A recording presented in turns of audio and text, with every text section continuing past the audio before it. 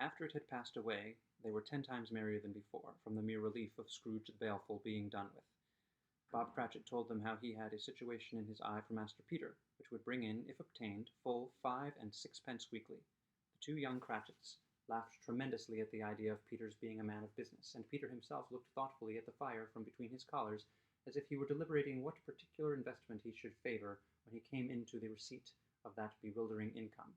Martha, who was a poor apprentice at a milliner's, then told them what kind of work she had to do, and how many hours she worked at a stretch, and how she meant to lie abed tomorrow morning for a good long rest, tomorrow being a holiday she passed at home. Also how she had seen a countess and a lord some days before, and how the lord was much about as tall as Peter, at which Peter pulled up his collars so high that you couldn't have seen his head if you had been there. All this time the chestnuts and the jug went round, and by they had a song about a lost child travelling in the snow, from Tiny Tim, who had a plaintive little voice and sang it very well indeed. There was nothing of high mark in this. They were not a handsome family, they were not well dressed, their shoes were far from being waterproof, their clothes were scanty, and Peter might have known, and very likely did, the inside of a pawnbroker's. But they were happy, grateful, pleased with one another, and contented with the time, and when they faded and looked happier yet in the bright sprinklings of the spirit's torch at parting, Scrooge had his eye upon them, and especially on Tiny Tim, until the last. By this time it was getting dark and snowing pretty heavily, and as Scrooge and the spirit went along the streets, the brightness of the roaring fires in kitchens, parlors, and all sorts of rooms was wonderful. Here the flickering of the blaze showed preparations for a cozy dinner, with hot plates baking through and through before the fire, and deep red curtains ready to be drawn to shut out cold and darkness. There all the children of the house were running out into the snow to meet their married sisters, brothers, cousins, uncles, aunts, and be the first to greet them. Here again were shadows on the window blinds of guests assembling, and there a group of handsome girls, all hooded and fur-booted, and all chattering at once, tripped lightly off to some near neighbor's house, where woe upon the single man who saw them enter, artful witches, well they knew it, in a glow. But if you had judged from the numbers of people on their way to friendly gatherings, you might have thought that no one was at home to give them welcome when they got there, instead of every house expecting company and piling up its fires half chimney high, blessings on it, how the ghost exulted, how it bared its breadth of breast, and opened its capacious palm, and floated on, outpouring with a generous hand its bright and harmless mirth on everything within its reach.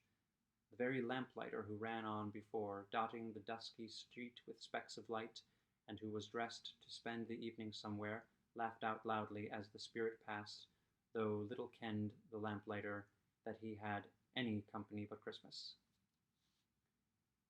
And now, without a word of warning from the ghost, they stood upon a bleak and desert moor, where monstrous masses of rude stone were cast about, as though it were the burial place of giants, and water spread itself wheresoever it listed, or would have done so, but for the frost that held it prisoner, and nothing grew but moss and furze, and coarse, rank grass.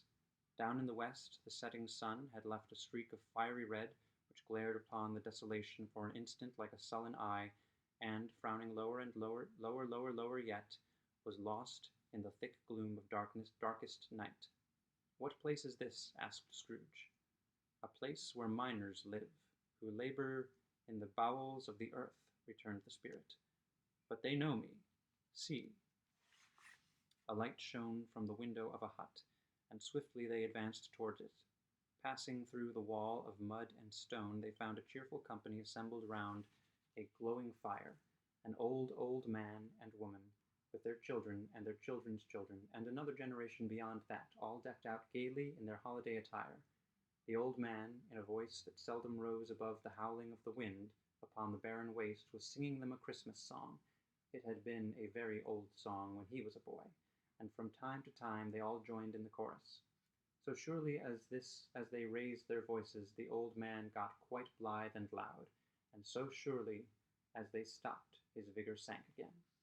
The spirit did not tarry here, but bade Scrooge hold his robe, and passing on above the moor, sped whither? Not to sea, to sea. To Scrooge's horror, looking back, he saw the last of the land, a frightful range of rocks behind them, and his ears were deafened by the thundering of water as it rolled and roared and raged among the dreadful caverns. It had worn and fiercely tried to undermine the earth. Built upon a dismal reef of sunken rocks, some league or so from shore, on which the waters chafed and dashed the wild year through, there stood a solitary lighthouse. Great heaps of seaweed clung to its base, and storm birds, born of the wind one might suppose, as seaweed of the water, rose and fell about it like the waves they skimmed.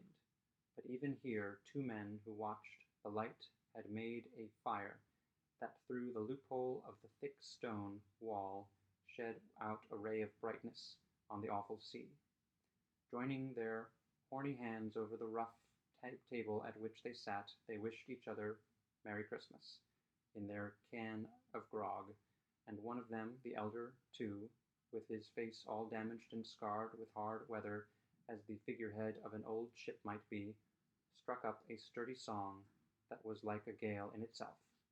Again the ghost sped on, above the black and heaving sea, on, until, being far away, as he told Scrooge, from any shore, they lighted on a ship.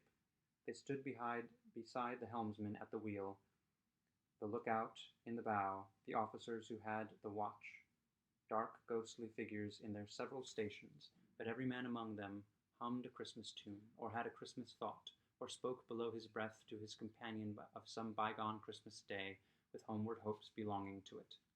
And every man on board, waking or sleeping, good or bad, had had a kinder word for one another on that day than on any day in the year, and had shared to some extent in its festivities, and had remembered those he cared for at a distance, and had known that they delighted to remember him.